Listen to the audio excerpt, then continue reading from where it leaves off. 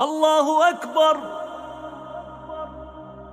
ہمارے ایک دوست کہنے لگے کہ اللہ میاں بھی کیسے اپنے گھر کو اس نے سادہ سا بنایا ہے، بارش ہوتی ہے تو پانی میں ڈوب جاتا ہے، ٹھیک ہے نا، اور بارش تیز آتی ہے تو مقام ابراہیم بہہ کے چلا جاتا ہے کہ اللہ تعالیٰ کا بھی کیسا نظام ہے، کیسا سادہ رکھا ہے۔ اگر بلکہ سرسری غور کرو نا، اسی میں حکمت ہے۔ اگر اس کے خلاف ہوتا، بیت اللہ ایسا بنا ہوتا کہ نہ بارش میں ڈوب رہا ہے، نہ مقام ابراہیم دائیں بائیں جا رہا ہے، پھر غیر مسلم کہہ سکتے تھے کہ اصل میں اس جگہ میں کچھ ایسی مقناطیسی لہریں ہیں یا کوئی ایسا ٹیکنیکل نظام ہے یہاں پہ جو ابھی تک سائنس اس پر مطلع نہیں ہوئی ہے، لیکن چونکہ شروع سے ایسا کوئی یہاں کچھ ایسی چیزیں استعمال ہو رہی ہیں جس کی وجہ سے لوگوں کو یہ غلط فہمی ہوئی کہ شاید یہ کیا ہے، معبود ہے، اور لوگوں نے اس کی عبادت کرنا شروع کر دی، تو پھر اس کی نسبت اللہ کی طرف نہ ہوتی۔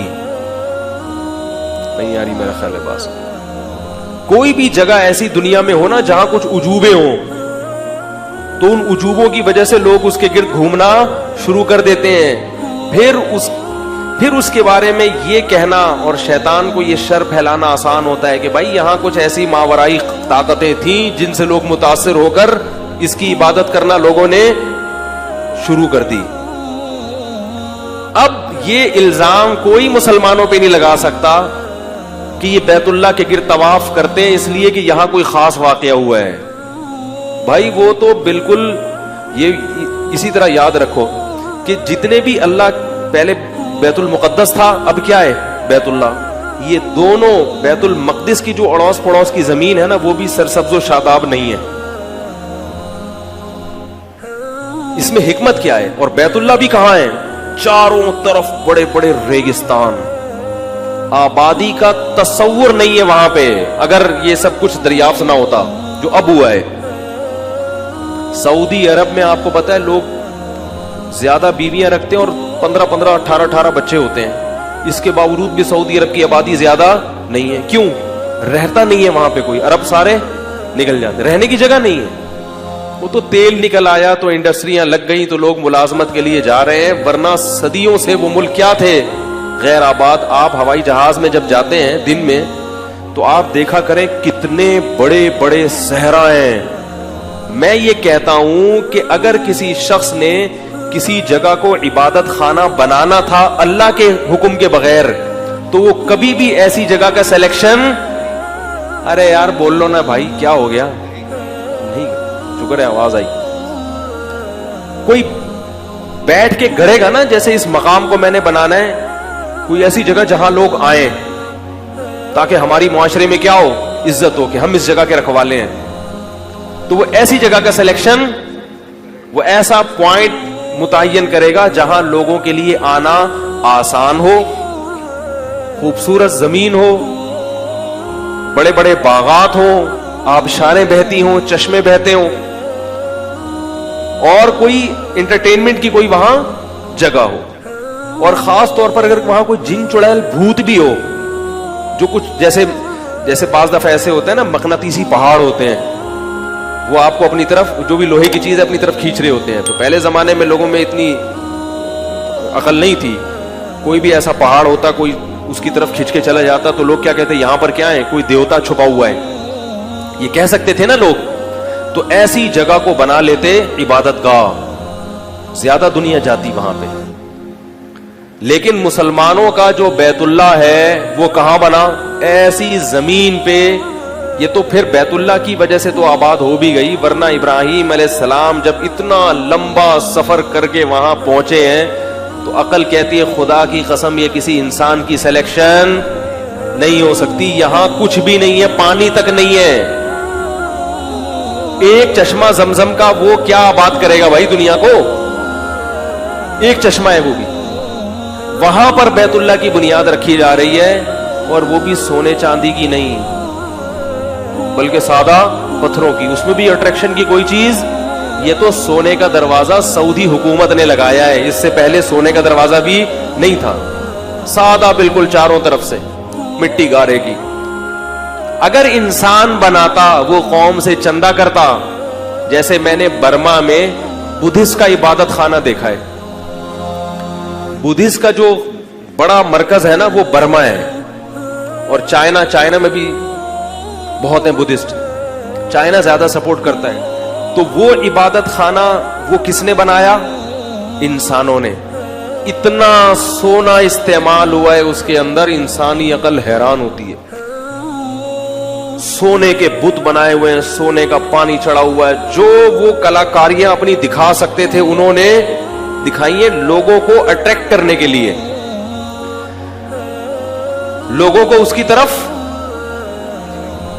माइल करने के लिए इतना कुछ किया है। क्योंकि इबादत खाना किसका बनाया हुआ है? इंसान का। उसको पता है भाई लोगों को माइल करने के लिए क्या करो, कुछ करो, यहां पर कोई अट्रैक्शन का सामान पे, वरना यहां कौन आएगा। अब वो ऐसा बना दिया कि मौलवी साहब का भी दिल चाह रहा है कि चक्कर लगाए अंदर जाके, है भाई, मेरा भी दिल चाह रहा था यार उसके वहां इधर से निकल के वो दरवाजा इतने बड़ा, यहां से घुसो तो निकलते निकलते टाइम लगेगा। लेकिन उन्होंने मुझे मना कर दिया, बोला नहीं जाओ भाई, यहाँ पे जाओगे तो वो खामखा में कोई केस वेस ना बन जाए कि पता नहीं कोई बम रखने तो नहीं आए हुए। तो हर जगह यही चक्कर है, पता नहीं लोग क्या समझते हैं। तो वैसे भी एक बुतों को देख के वहशत हो रही थी, मस्जिद में कैसा सुकून होता है, और आप जाओ इनके इबादत खानों में एक अजीब वहशत, कोई बुत लेटा हुआ है, कोई मुताला कर रहा है, कोई अपनी शादी के बारे में सोच रहा है भाई, किसी की सेटिंग चल रही है साथ वाली से, वो भी है ना ठीक है। तो कपड़ों के बगैर कुछ कपड़ों के साथ एक अजीब वहशत। तो जबकि बैतुल्लाह में जाओ कोई तस्वीर भी आपको नजर नहीं आएगी, कोई अट्रैक्शन की चीज नहीं, कोई। अभी तो मस्जिद हराम अब तामीर हुई है, वो भी इसलिए कि जरूरत है, लोग लाखों 40-40 लाख लोग आ रहे हैं भाई, तो कुछ इतनी तामीर करो कि लोग समा जाएं, वरना सदियों से मस्जिद हराम भी सीधी सादी बिल्कुल, कोई तस्वीरें नहीं, कोई सोफे नहीं, कोई एयर कंडीशन रूम नहीं थे उसमें, तो खड़े हो जाओ सफ में चारों तरफ। एक छोटा सा 4 दीवारी का क्या है, एक घर है जिसके ऊपर एक छत है और एक परनाला है, ठीक है ना। पानी गिरेगा और वो परनाले से पानी बाहर निकलेगा, लिहाजा उसमें रिपेयरिंग भी होगी, उसका जो गिलाफ है वो मैला कुचैला होगा, लिहाजा उसको तब्दील भी किया जाएगा। बिल्कुल एक कुछ भी नहीं है उसमें, अट्रैक्शन के लिए कोई चीज नहीं है।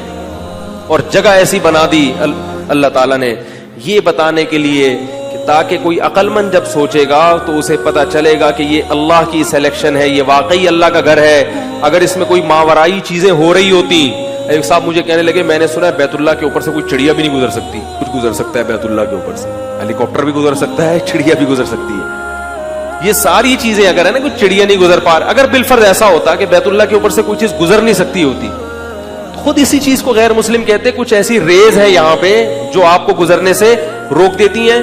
तो जमाना जाहिलियत में ऐसा हुआ होगा, इन रेज से लोग मुतासिर होकर इस जगह को क्या बना लिया होगा, इबादत खाना, कि यार कुछ है यहाँ पे, कुछ है। जैसे मजारों को लोग क्यों पूजते हैं, इसलिए कि मजार पे जाओ ना तो कोई यूं करके घूम रहा है, हकीकत है कोई यूं उल्टा घूम रहा है। आपने देखा मजार पे कुछ लोग जाते हैं तो अजीब से हो जाते हैं, यूं यूं यूं घूमे जा रहे हैं, तो यार ये कोई पहुंची हुई चीज है, हकीकत है। एक पीर साहब है, वो हाथ लगाते हैं तो आपको करंट लगता है, यूट्यूब पे वीडियो देखी होगी, जैसे ही हाथ लगे बंदा घूम रहा है। तो अब लोग कहते हैं ये पीर क्या है, पहुंचे हुए। अब इन चीजों की वजह से लोग क्या समझते हैं, पहुंचे हुए। तो बैतुल्लाह को हाथ लगाने से किसी को करंट नहीं लगता, ठीक है ना, कुछ जाहिरी लिहाज से कुछ भी नहीं है।